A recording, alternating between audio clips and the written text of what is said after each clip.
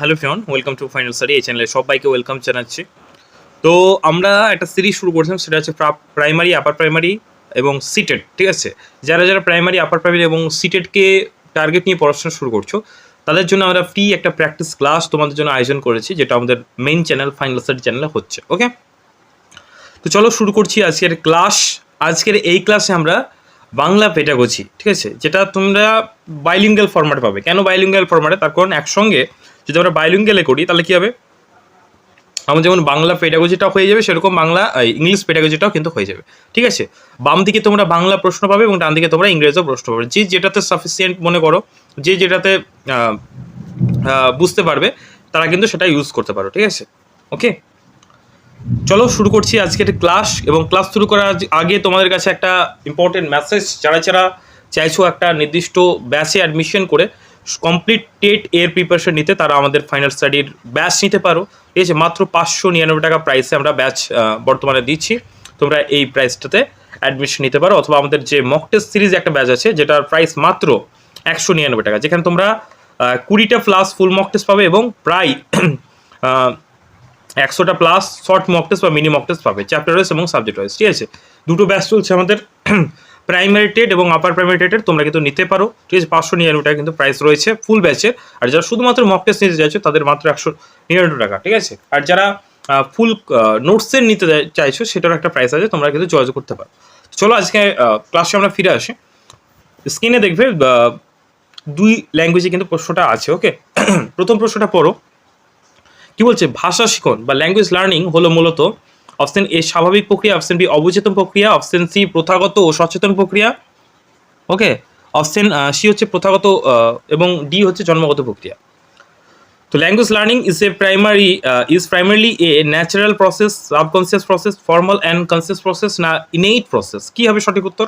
ঠিক আছে, বাংলা ইংরেজি দুটোই করো, তাহলে কী হবে, তোমাদের বাংলা পেডাগজির পাশাপাশি ইংলিশ পেডাগজিটাও হয়ে যাবে। আমরা কিন্তু এইভাবেই ব্যাচে কিন্তু করিয়ে থাকি, একসঙ্গে দুটোই করিয়ে থাকি। ঠিক আছে, যেন তোমাদের বুঝতে পারো।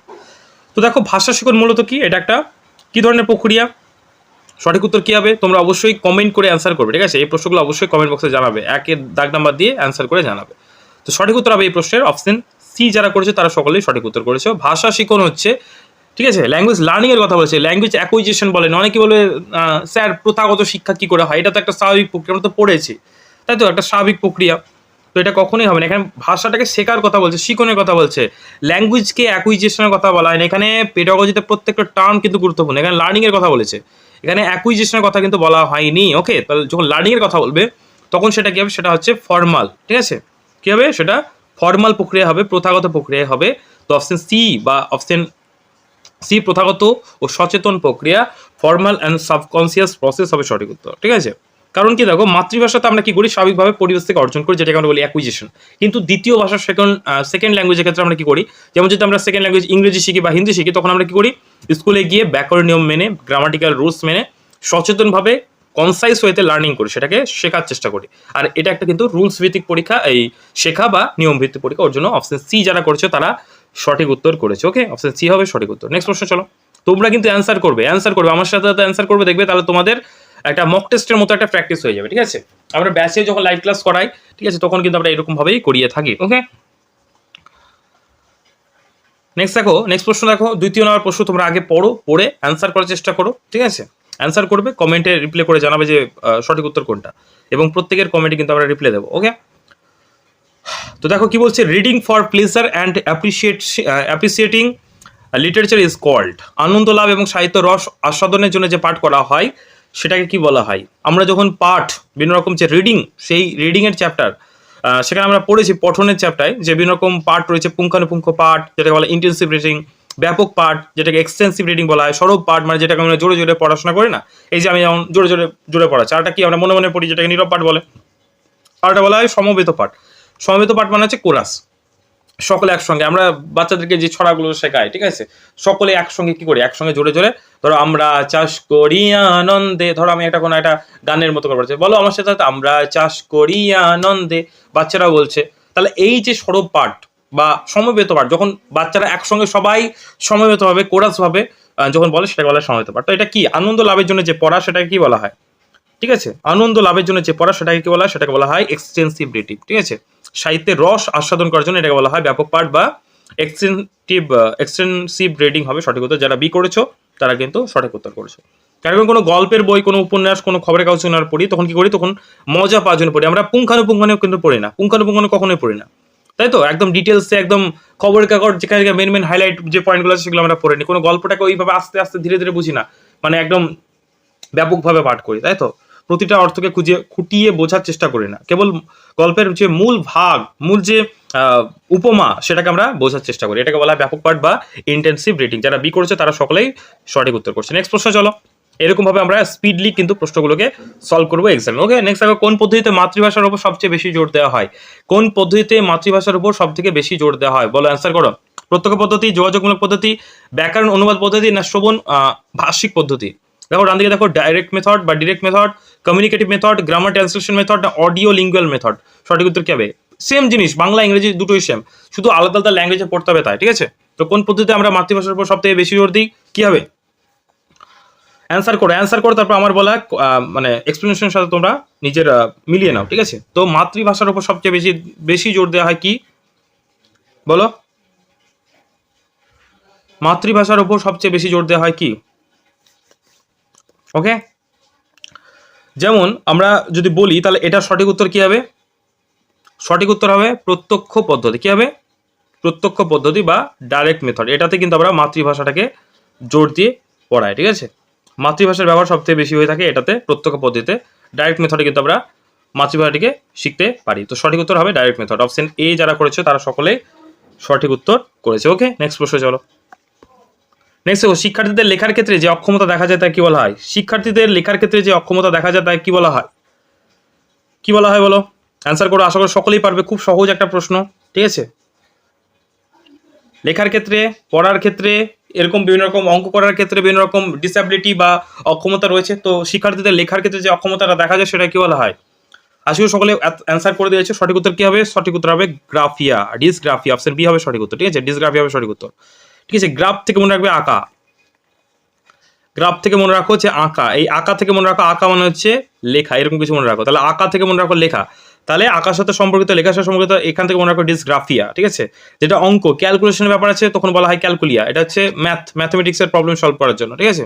এরকম কিন্তু আর এটা পঠন সম্পর্কিত যদি হয় তাহলে সেটা হবে ডিসলেক্সিয়া। ওকে, তাহলে সঠিক উত্তর হবে অপশন বি। যারা বি করেছে তারা সকলেই সঠিক উত্তর করছে। নেক্সট দেখো, কোঠুরি কমিশন 1964 থেকে 66 যে ভাষা শিক্ষার জন্য কোন সূত্র প্রস্তাব করেছিল? কোন সূত্র? অ্যান্সার করো। দ্বিভাষা সূত্র, ত্রিভাষা সূত্র, মাতৃভাষা সূত্র, না বহুভাষা সূত্র?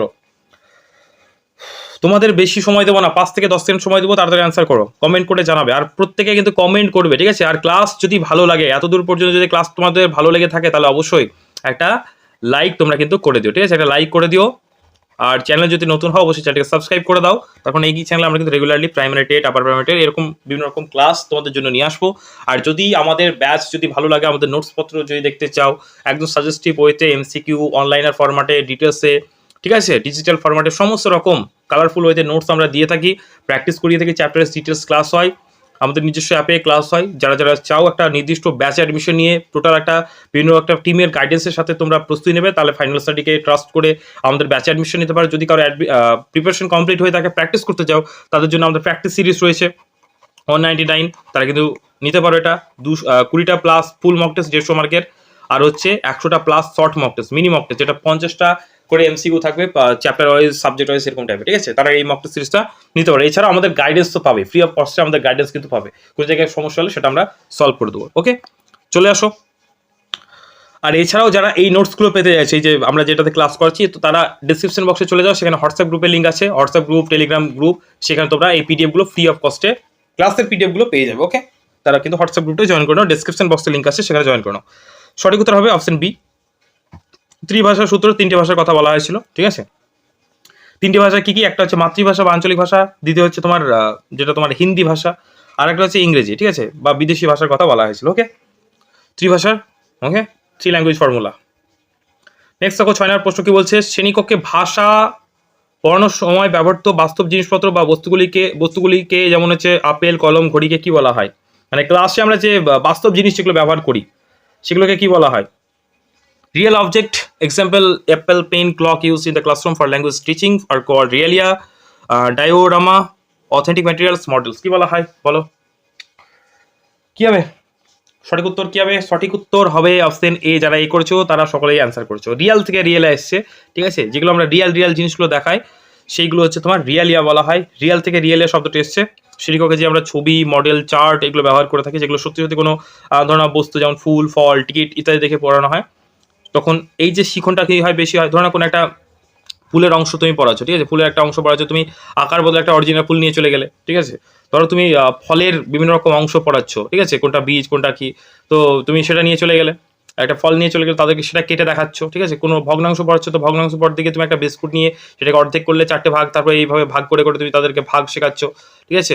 এরকম করে তোমরা বিভিন্ন রকমভাবে যেগুলো রিয়াল জিনিস দিয়ে প্র্যাকটিক্যাল ভাবে অ্যাপ্লিকেশন করা হয়, সেই যে বস্তুগুলোকে বলা হয় রিয়ালি। ওকে, যারা রিয়ালি করেছে সকলেই সঠিক করেছে। নেক্সট প্রশ্ন চলো, 7 নম্বর প্রশ্ন কি বলছে? কোন আচরণবাদী মনোবিদের মতে শিশুরা অনুকরণ এবং শক্তি বৃদ্ধির মাধ্যমে ভাষা শেখে? এগুলো তো মানে অনলাইনের মানে ফ্রন্ট লাইন প্রশ্ন, এগুলো তো এমনি অ্যান্সার করতে হবে, এখানে এক্সপ্লেনেশনের বিশাল কিছু ব্যাপার নেই। অপশন সি হবে সঠিক উত্তর। যারা সি করেছে তারা সকলেই সঠিক উত্তর করছে। বিএফ স্কিনার হবে সঠিক উত্তর। ওকে, ডান দিকের যারা ইংরেজিতে পড়তে চাও তারা কিন্তু একটু পড়ে নিতে পারো। ওকে, নেক্সট দেখো। নেক্সট হচ্ছে ডিকশনারি থেকে কোনো নির্দিষ্ট শব্দের অর্থ খোঁজা। কোন ধরনের পাঠের উদাহরণ? ধরো না কোনো একটা ইংরেজি সামথিং, আমি বললাম যে অ্যাপ্রক্সিমেট মানে কি? তুমি কি করো আগেকার দিনে কি করতাম? আমরা ডিকশনারি বই কিনে রাখতাম, ডিকশনারি বই থেকে এ লেটার প্রথম খুঁজো অ্যাপ্রক্সিমেট মানে কি। এখন আমরা কি করছি, মোবাইল খুলে ট্রান্সলেট মেরে দিচ্ছি, গুগল ট্রান্সলেট, বাংলা ট্রান্সলেট, এরকম বিভিন্ন রকম ট্রান্সলেট পাওয়া যায়, অ্যাপ পাওয়া যায়, সেখান থেকে মেরে দিচ্ছি শর্টকাটে। তো এই যে ডিকশনারি থেকে এই যে নির্দিষ্ট শব্দটা খোঁজা, এটা কি বলা হয়? স্কিমিং, ভাষা পাঠ, স্ক্যানিং, এগুলো ইংরেজিতে মনে রাখতে হয়। হ্যাঁ, scanning, intensive reading, extensive reading কি বলা হয়? যেটা আমরা শুধুমাত্র কোনো একটা ওয়ার্ড খোঁজার ক্ষেত্রে যেটা ব্যবহার করি সেটাকে কি বলা হয়? সঠিক উত্তর কমেন্ট করে জানাও। সঠিক উত্তর কি হবে?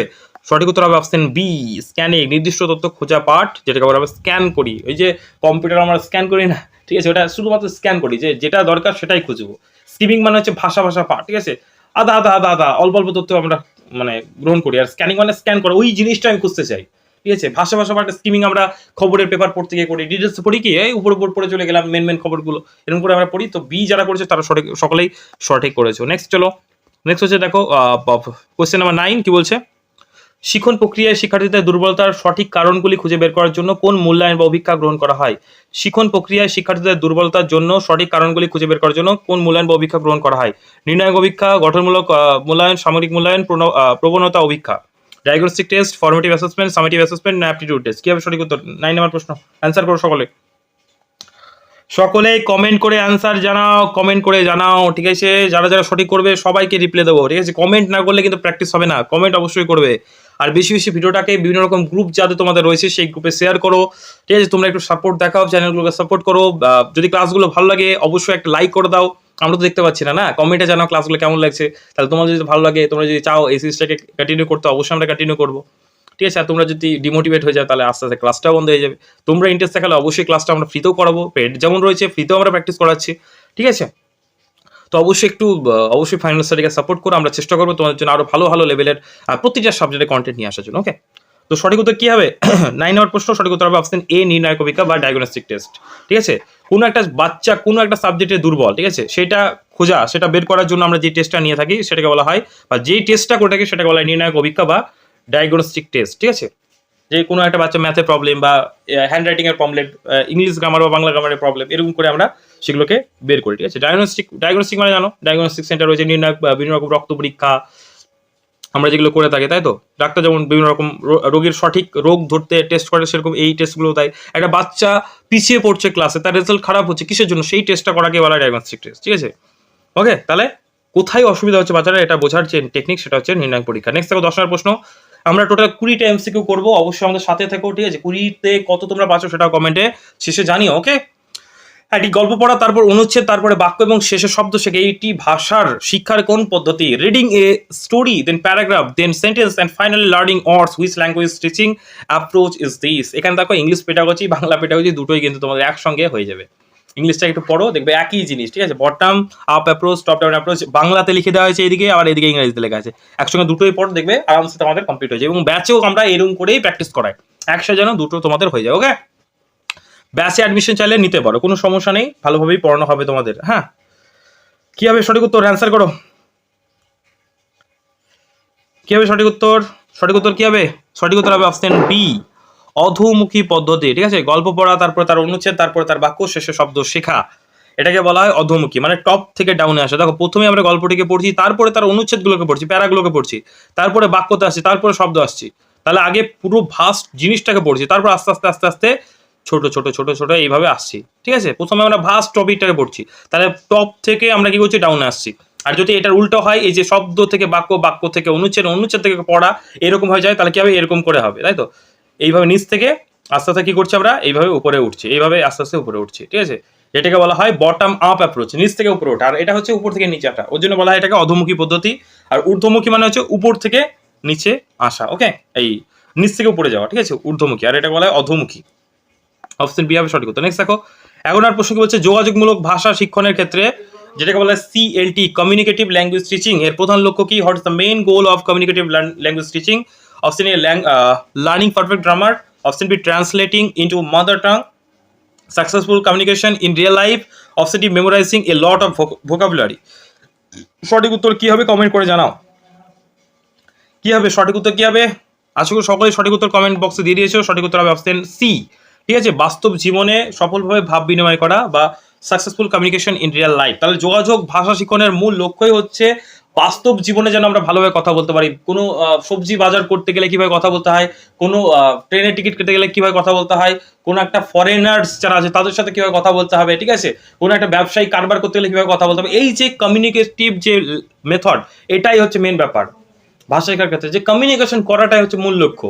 ঠিক আছে, তো অপশন সি যারা করেছে তারা সকলেই সঠিক উত্তর করেছে। নেক্সট দেখো, বার্নার প্রশ্ন, পিয়াজের মতে যখন কোনো শিশু নিজের সাথেই নিজে কথা বলে বা বিড়বিড় করে, যেটা কেন বলি না, বিড়বিড় করা, ওকে, সেই বিড়বিড় করাটাকে কি বলা হয়? কোনো একটা বাচ্চা নিজে নিজে মনে মনে চিন্তা করছে, মনে মনে বলছে, এটা এরকম এরকম দেখতে পাই আমরা, ছোট ছোট বাচ্চা মনে মনে দাঁত নড়ায়, মনে মনে হয় যে কি যেন বলতে চাইছে কিছু একটা। ঠিক আছে, তো এই যে বিড়বিড় করা যেটাকে আমরা বলি, ওকে, স্পিক হিমসেলফ, যেটাকে নিজেকে নিজেই আত্মকথা, নিজেকেই আত্মকেন্দ্রিক যে ভাষার কথা আমরা বলি, egocentric speech.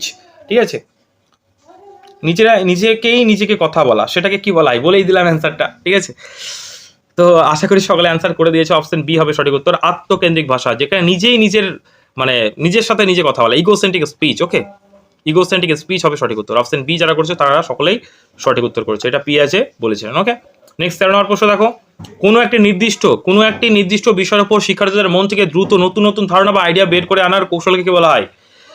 The techniques of quickly generating new ideas or concept from a student on a specific topic is called কি বলা হয়? brainstorming, memorization, drilling, translation, কি বলা হয়? অ্যান্সার করো, সঠিক উত্তর কি হবে? নির্দিষ্ট বিষয়ের উপর শিক্ষার্থীদের মধ্যে দ্রুত নতুন নতুন আইডিয়া বের করাকে বলা হয় মস্তিষ্ক আলোড়ন বা ব্রেন স্টর্মিং বলা হয়। ব্রেন স্টর্মিং, ব্রেনটাকে একদম পরিশ্রম করানো। ঠিক আছে, তো ব্রেন স্টর্মিং যারা করছে সকলেই সঠিক উত্তর করছে। নেক্সট দেখো, 14 নম্বর, কোন পদ্ধতিতে লক্ষ্য ভাষা বা টার্গেট ল্যাঙ্গুয়েজ শেখানোর সময় মাতৃভাষার ব্যবহার সম্পূর্ণ নিষিদ্ধ থাকে? টার্গেট ল্যাঙ্গুয়েজ মানে যেই ভাষাটাকে শেখানো হচ্ছে, ধরে নাও তুমি ইংরেজি শিখতে চাইছো, তাহলে তোমার টার্গেট ল্যাঙ্গুয়েজ হচ্ছে ইংরেজি। তুমি যদি সংস্কৃত শিখতে চাইছো, তাহলে তোমার টার্গেট ল্যাঙ্গুয়েজ হচ্ছে সংস্কৃত। তুমি যদি হিন্দি শিখতে চাও, তাহলে টার্গেট ল্যাঙ্গুয়েজ হচ্ছে তোমার হিন্দি। ওকে, তাহলে সেইটা শেখানোর সময় মাতৃভাষার ব্যবহার সম্পূর্ণ। তাহলে মাতৃভাষা কোনটা? তুমি বাংলাভাষী একজন স্টুডেন্ট, তার বাংলাতে তুমি কথা বলো, সেটা হচ্ছে তোমার মাতৃভাষা। তুমি চাইছো ইংরেজি শিখতে, তাহলে বাংলাটাকে তোমাকে স্টপ করতে হবে। এটাকে কি বলা হয়? এটাকে বলা হয় কি? ব্যাকরণ অনুবাদ পদ্ধতি, প্রত্যক্ষ পদ্ধতি, দ্বিভাষিক পদ্ধতি, নাটক পদ্ধতি। ইংলিশটা দেখো, grammar translation method, direct method, bilingual method না ইনডাইরেক্ট মেথড। এটা কি বলা হয়?